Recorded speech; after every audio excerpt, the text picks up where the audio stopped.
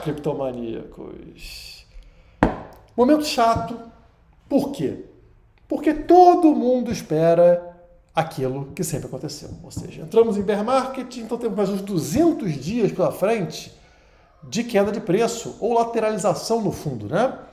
Com o preço aí sofrendo até final de 2026. Então não tem nada para a gente falar, nada para a gente fazer, né? Vamos esperar o preço cair até os 40k e aí a gente compra no fundo. O problema dessa estratégia é que ela pode ser uma armadilha e pode te tirar uma oportunidade grande de acumulação no momento que se apresenta como histórico, como extremo, em quase todos os indicadores do BTC. E mais do que isso, também pode tirar a oportunidade de fazer aquilo que vocês adoram fazer, que vivem me perguntando, Guilherme, eu tenho que pegar empréstimo para comprar Bitcoin, vender o carro para comprar Bitcoin, fazer coisas que, em geral, são completamente fora de questão, que não devem ser feitas, mas que, em situações extremas, podem sim ser interessantes. Inclusive, eu vou adiantar o meu processo, que eu contei para vocês, né? Quando eu mudei para Portugal, uma das formas de eu me bancar aqui de forma tranquila, sem custos adicionais, é usando meus bitcoins. Como? DeFi, finanças descentralizadas. Só que, quando você usa esse tipo de artifício, é claro que tem um risco associado a isso. Por exemplo, você pode ser liquidado com uma queda extrema, sei lá, 50% de queda no Bitcoin. Isso pode gerar custos para você, ou liquidação no seu caso. Então, fazer isso com preço lá no topo apresenta um risco muito maior. Por exemplo, agora o Bitcoin já está... ele chegou a atingir ali 60k, 50% em relação ao topo. Poderia ter gerado uma liquidação para quem fez uma estratégia como essa nos 126k. Mas você fazer isso com Bitcoin 70k, será que ele vai cair 50% em relação ao preço atual? É improvável. É muito improvável isso acontecer. Portanto, o seu risco é muito reduzido num momento como esse, se tornando, portanto, o momento ideal para estratégias mais agressivas. E é por isso que eu vou adiantar esse processo. Eu já vou começar a fazer essa operação agora. Estou em reunião amanhã com o pessoal da Outside, justamente para iniciar esse processo. Então amanhã já vou pegar meus bitcoins, colocar lá para DeFi, fazer empréstimo com criptomoedas para gerar essa renda. Eu vou mostrar para vocês hoje, no final do vídeo, a primeira reunião que eu tive com uma consultora da Outside para falar sobre a minha vida, sobre meus objetivos. Vou deixar um trechinho disso no final desse vídeo. Eu espero que vocês gostem. Para quem tiver interesse sobre a Outside, que por sinal acaba de atingir 100 milhões de reais sob gestão em aconselhamento. Saiu matéria aqui no Valor Econômico, inclusive, né? Consultoria cripto voltada à alta renda chega a 100 milhões em aconselhamento. Estão falando aqui sobre a Outside. Quer ver? Aqui, ó. Outside chegou a 100 milhões sob aconselhamento. Tá? Matéria aqui na Valor Econômico. Primeiro ano da Outside, 2025, ela começou e em 2025 ela bateu 100 milhões de reais. Então é fantástico, isso mostra o tamanho do interesse por criptomoedas no Brasil e eu também agora sou um cliente da Outside. Mas antes de falarmos sobre essas operações, vamos entrar no gráfico para entender por que eu acho que somente se ater a isso aqui que vocês estão vendo na tela, essa probabilidade de queda aqui, que existe realmente, é uma possibilidade concreta, né? Quando acontece o rompimento desse padrão, desse suporte do triângulo aqui, historicamente o Bitcoin ele tem uma queda vertical e uma lateralização de fundo, isso leva muito tempo, esse gráfico é mensal, então cada barra aqui representa um mês, olha o tempo, né?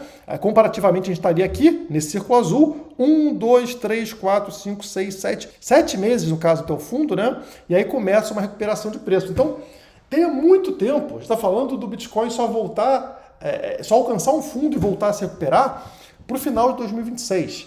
Agora, nem todas as situações são iguais. A gente só atingiu os níveis atuais nos indicadores 7 meses à frente nos outros ciclos. Então, como que vai continuar caindo a partir daqui? Vou mostrar para vocês o que estou falando. Por exemplo, quando a gente compara com o RSI diário, esse ponto que foi encontrado aqui no 62K, no 60K que a gente bateu, né? Ele é comparável aos 4K na pandemia de 2020 e nos 3K do fundo do poço daquele bear market extremo de 2018. No caso, lá em 2018, bateu em 9 de RSI, na pandemia da Covid bateu em 15 e agora bateu em 15 de novo. Isso foi fundo do poço 2020 e 2018. Agora você está me falando que esse mesmo patamar ele é início da queda? Nós vamos passar mais 7 meses caindo para onde? Né? Historicamente, não tem muito para onde cair.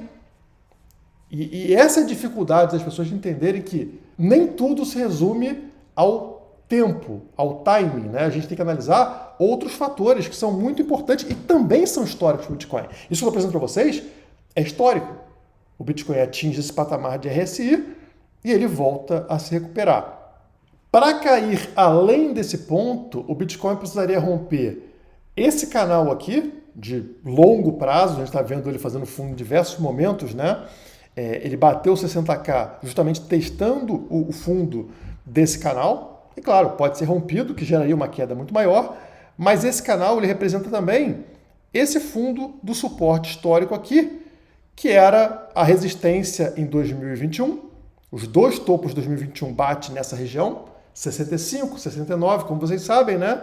Foram os topos aqui em 2021 e também topos aqui na primeira pernada de alta desse ciclo.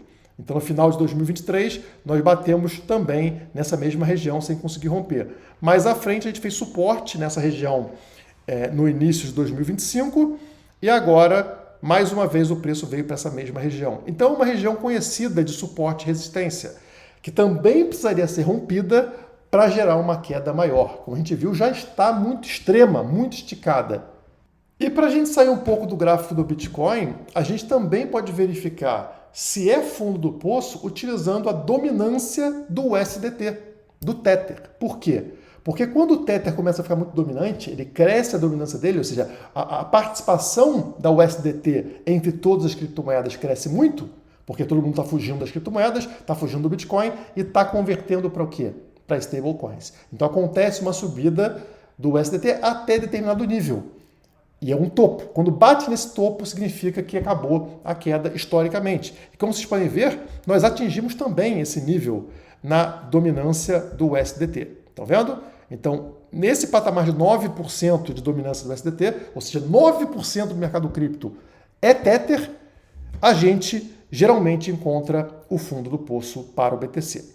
Tá? Então aconteceu isso aqui em meados de 2023, quando tivemos uma queda grande para o BTC, e também aqui na virada de 2022 para 2023, quando foi o fundo do poço do ciclo anterior. O final de 2022, o fundo do poço do ciclo anterior, foi exatamente nesse percentual de dominância para o USDT. Como vocês estão vendo aqui embaixo no gráfico do Bitcoin, né? Esses pontos, 9%, são os fundos de poço locais para o BTC. E mais uma vez foi atingido. Se olharmos pelo lado da emoção, pegando aqui o indicador de medo e ganância, famoso no mercado cripto, né? No último ano, esse é o ponto mais baixo. A gente atingiu 6.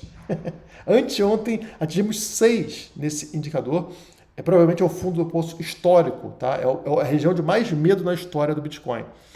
Ao longo desse último ano, atingimos 10, atingimos 11, atingimos aqui 10 de novo. Então, algumas vezes 10, mas 6 é muito extremo. Se botarmos o máximo aqui desse gráfico de indicador, vamos ver, por exemplo, 2022, o momento mais crítico foi aqui, 9, tá?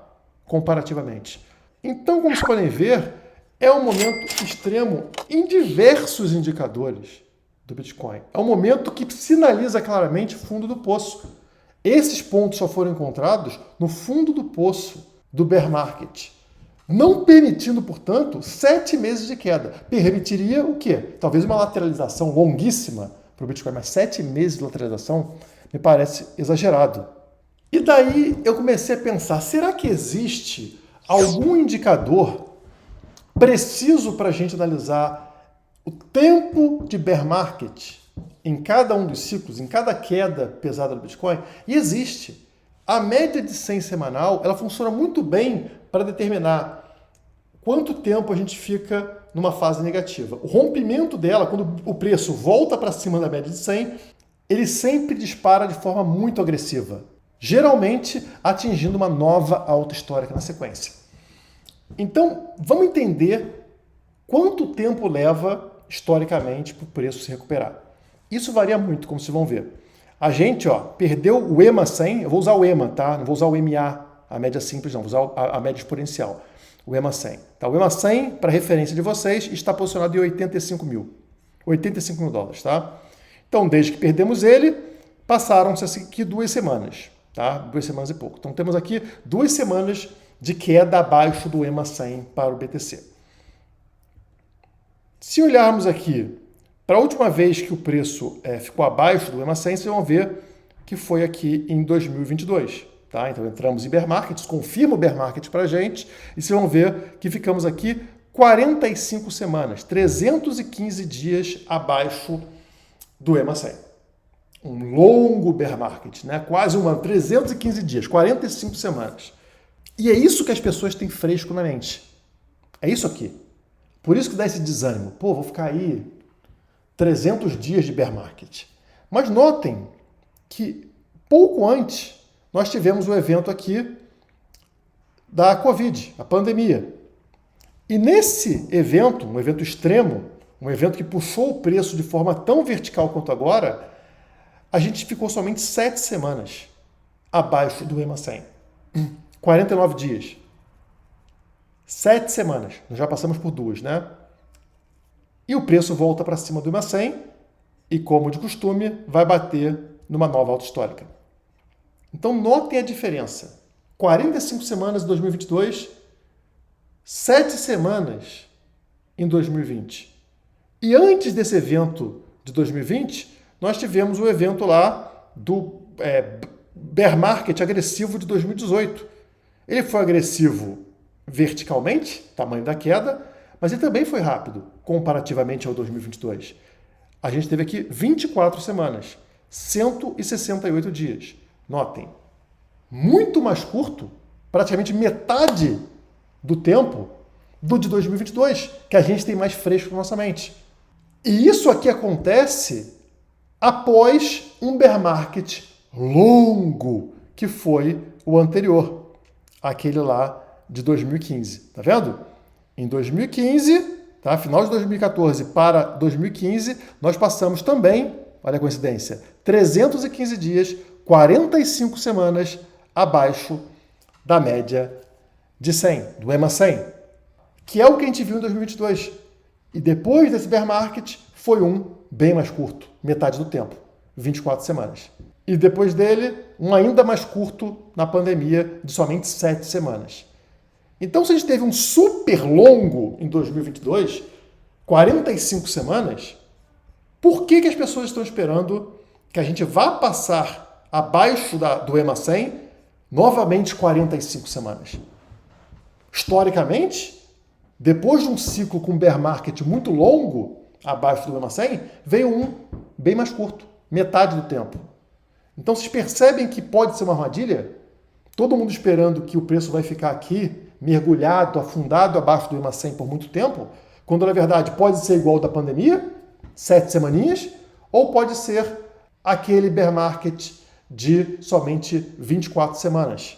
Quando a gente soma isso com o fato do preço já estar no RSI mínimo histórico, medo e ganância no mínimo histórico e diversos outros indicadores em mínimas históricas, não parece existir muito espaço para um bear market tão longo quanto o de 2022. Parece que precisa ser algo mais pocket, algo mais rápido, mesmo se a situação macroeconômica deteriorar, como aconteceu em 2020. Na pandemia não foi assim? Quando o Bitcoin começou a subir, estava tudo fechado. A economia estava totalmente destruída. Mas o Bitcoin subiu de 4 mil dólares para 69 mil dólares. Então a gente tem que tomar muito cuidado para não perder oportunidade. Você não precisa comprar 100% desse ponto como esse maluco aqui fez. Mas ter exposição em diferentes níveis de preço do Bitcoin é muito interessante. Ninguém que comprou Bitcoin na história nesses patamares ficou triste um ano depois. Muito pelo contrário, foram os melhores pontos de compra da história. Se cair além de 60k, aí nem se fala. Mas imagine você perder a oportunidade de acumular Bitcoin num ponto extremo. É tão extremo que isso que a gente viu acontecer só aconteceu em 13 dias dos mais de 5.000 dias da história do BTC. O Bitcoin atingiu um desvio padrão de menos 5,65. É completamente fora do padrão. Só para fins comparativos, na Covid 2020 atingiu menos 4,8. Agora foi menos 5,65, tá? Na Covid foi menos 4,8. Resultado, 6 meses depois, o Bitcoin subiu 150%. No crash lá da Luna, em 2022, atingiu menos 4,2.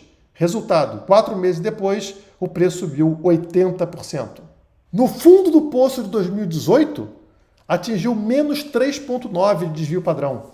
Resultado, 1 ano e meio depois, o preço subiu 300%. Agora, foi menos 5,65 de desvio padrão. Muito acima desses 3 eventos que eu citei para vocês. Então, qual é a tendência daqui a 1 ano, 1 ano e meio, 4 meses, 6 meses? O medo só é justificável para quem está olhando para o curtíssimo prazo. Ah, eu preciso do dinheiro mês que vem. Realmente, você não deveria comprar Bitcoin. Agora, se você está olhando para 6 meses, 1 ano e meio para frente, não tem nem o que pensar. Porque não tem um exemplo na história onde esse nível de desvio padrão resultou em perdas. Muito pelo contrário. Vocês viram aqui o resultado. Então foi justamente chegar à conclusão de que a probabilidade de valores mais altos à frente é maior do que de valores mais baixos, que eu antecipei a minha estratégia. Eu quero iniciar minha estratégia de DeFi, de finanças descentralizadas com Bitcoin, em valores baixos. Porque se o preço sobe, eu ganho muito com isso. Se o preço cai, ele teria que cair muito para me gerar problemas nessa estratégia. E eu não acho que é provável o preço cair mais de 50%, que seria aquilo necessário para me gerar problema na estratégia. Então é meio que uma garantia que eu tenho de que eu posso cobrir meus custos atuais utilizando parte dos meus bitcoins com risco praticamente zero de ser liquidado. Como prometido, vou colocar aqui um trechinho dessa primeira conversa com a consultora da Outside e em vídeos à frente eu mostro as próximas conversas e a estratégia, né? Eu realmente colocando parte desses bitcoins em plataformas DeFi para fazer a operação aí que vai me sustentar aqui em Portugal. Aí, respondendo a sua pergunta, tá, em relação ao Bitcoin, a estratégia aqui em si, tá? Nós vamos pegar, o que a gente faz, tá? Como geralmente os nossos investidores, tá, de modo geral aqui, a menor parte deles tem familiaridade com DeFi, então a gente começa sempre, cara, igual o mergulho na piscina, tu vai colocar o pé, tu vai sentir a temperatura, e aí depois você vai se aprofundando, né? Depois tu pula de cabeça e etc. Sim. Então aqui a gente pega um pedaço do patrimônio, tá? Então vai lá, 10% do patrimônio que a gente vai utilizar, e a gente monta a primeira pool de liquidez. É um processo ali um pouco mais lento, que a gente vai tirando dúvidas, né? Tem todo o educacional junto.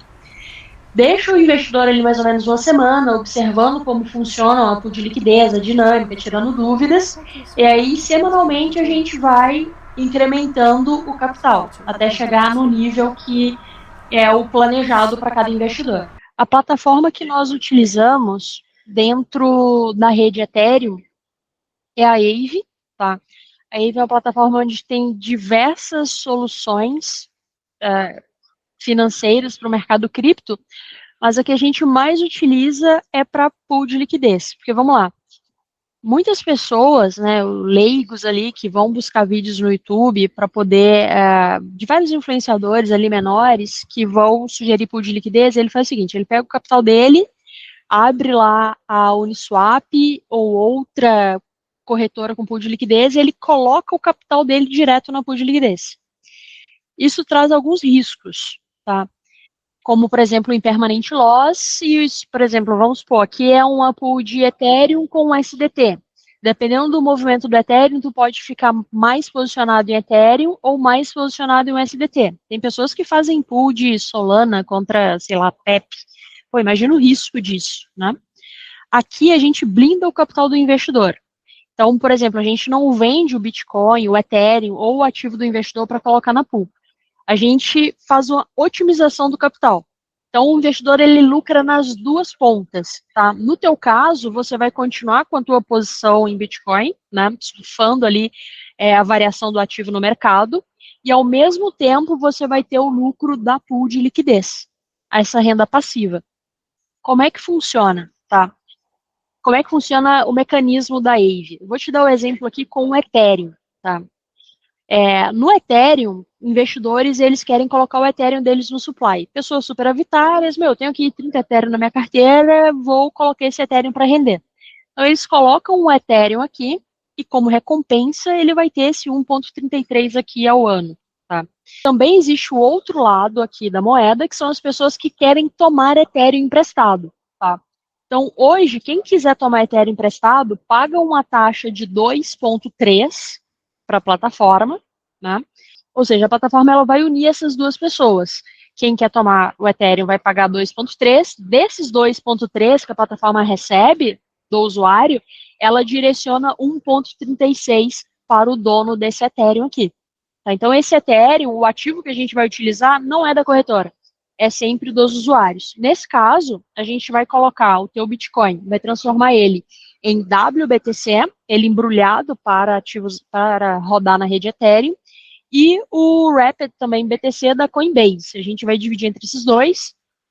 Staking de Bitcoin paga muito pouco, né? Então tu vai ter aqui esse retorno de 0,01%. E nós vamos pegar emprestado os dólares. E aí sim, com esses dólares, a gente monta a pool de liquidez. Com esse rendimento que a gente está vendo, a gente não cobre aqueles valores que a gente estava falando com a quantidade de Bitcoin que eu estou alocando. Perfeito. Isso aqui é o primeiro movimento que a gente faz. A gente coloca o Bitcoin aqui, pega os dólares emprestados, tá? E aí os dólares a gente traz aqui para dentro da pool de liquidez. E a gente utiliza duas pools de liquidez. E aí sim, dentro dessa pool, essa aqui é de Solana, tá? Então, se eu pegar aqui nas últimas 24 horas, essa aqui, Solana com o SDC, ela teve um retorno de 0,16. E aí aqui a gente faz um mensalizado, vai? Teria um retorno médio ali na casa de 4,38. Ou aqui, se ele for anualizado, 58%. Então, são aqueles dólares que nós tomamos emprestados aqui na Aave que serão direcionados percentual para a pool de Ethereum e outro percentual para a pool de Solana. E aí, dessa operação que vem virar os. Só que tem uma questão aqui que é o seguinte: onde é que está o principal risco dessa operação? O principal risco dessa operação, ele está aqui, está na Aave. Porque é aqui que existe o risco de liquidação, tá? Então, como a Aave ela não é um banco, ela não tem uma linha de crédito, você vai assinar um contrato inteligente aqui, a gente vai conectar o RAB, por exemplo, na sua carteira, numa Ledger, que até te sugiro a ter uma Ledger separada para isso, com essa quantidade de ativo específica. E aí é o seguinte, esse contrato inteligente, ele vai dizer basicamente isso, tá? Olha só, você tem um Bitcoin aqui comigo, e você pegou 35% disso em empréstimo, tá? Se o Bitcoin cair a X valor, então eu vou liquidar. Eu vou pegar o Bitcoin para mim, porque a sua garantia, ela se torna muito pouca para o saldo que tu pegou emprestado. Então ele toma um Bitcoin para ele e você fica com o SDC. Qual que é a questão de você ter um ativo muito volátil aqui na garantia? Você vai ter mais risco nessa ponta. Então, por exemplo, para o mesmo percentual que você toma empréstimo, o preço de liquidação do Ethereum ele pode ir lá para $1.800. O do Bitcoin iria para o Bitcoin lá em 51 mil. Deixa eu exemplificar para você na prática. Deixa eu pegar um endereço aqui de uma carteira. Então, estamos falando de aproximadamente 10 Bitcoins, tá? Você tem 10 Bitcoins, seu Health Factor aqui está no infinito, né? Saúde da operação. No Borrow Assets, a gente vai falar aqui de pegar o SDC. Então, pode pegar aqui, vamos colocar aqui 200 mil. Então, por exemplo, um 10 Bitcoin, tu pode pegar 200 mil que ainda está tranquilo. Olha só, o risco da operação seria o Bitcoin cair para 25 mil dólares. Tá vendo? Então, cara, o cenário claro, investir é probabilidades, né? Mas a probabilidade de, neste contexto, o Bitcoin cair de uma hora para outra para 25 mil dólares é muito improvável, né? Então, é claro que a gente tem aqui os nossos planos A e B. Pô, o mercado está derretendo, está desabando, o que, que a gente faz para mitigar risco? A gente tem isso aqui. Ok, dá para pegar, então, na condição de mercado atual, 380 mil dólares com esses 10 bitcoins aqui, tá? No supply. E tá vendo que tem uma baita margem, tá? Real Factor aqui tá em 1,8, cara, o preço de liquidação do Bitcoin tá em 48 mil dólares. E aí a gente pega esses 380 mil dólares, divide ele geralmente ali meio a meio, coloca um percentual na pool de Ethereum e os outros 50% nessa pool de Solana. A gente está falando aqui de mais ou menos 7.600 dólares. Então, a gente está arredondando aqui, vai mais ou menos isso aí, uns 15 a 16 vezes 2, que é nas duas pools, mais ou menos uns 15 mil dólares. E Né? cobriria o que a gente precisa. Ficaria ali entre 10 e 15. E aí, o que, que eu preciso usar de disclaimer para ti, tá? Esses 39% aqui analisado, ele oscila. Na DEX, você utiliza aqui para trocar os provedores de liquidez, que no caso são as pools de liquidez. Então, quando a gente for montar a tua pool de liquidez, você vai prover liquidez para quem está fazendo a troca entre esses dois ativos. Tá? E a tua remuneração vai ser a taxa que essas pessoas pagam. Aí aqui, olha, como é tudo dentro da blockchain, tu consegue enxergar isso de forma super transparente. Então, essas aqui são as transações que ocorreram dentro dessa pool, de pessoas comprando e vendendo Ethereum usando Tether, tá?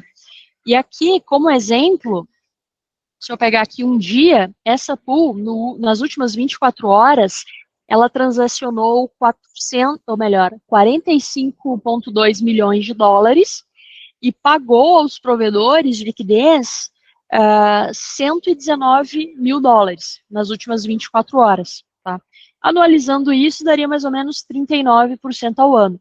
Qual que é a questão? Se nós estamos numa semana ou num dia onde a liquidez, o volume de transações dentro do mercado cripto como um todo, ele é menor, ele reduz, logicamente as tarifas coletadas aqui, elas vão ser um pouco menor. Então, não é linear, tá? Tem dias onde isso aqui é, cara, absurdo. Eu vou te dar um exemplo, tá?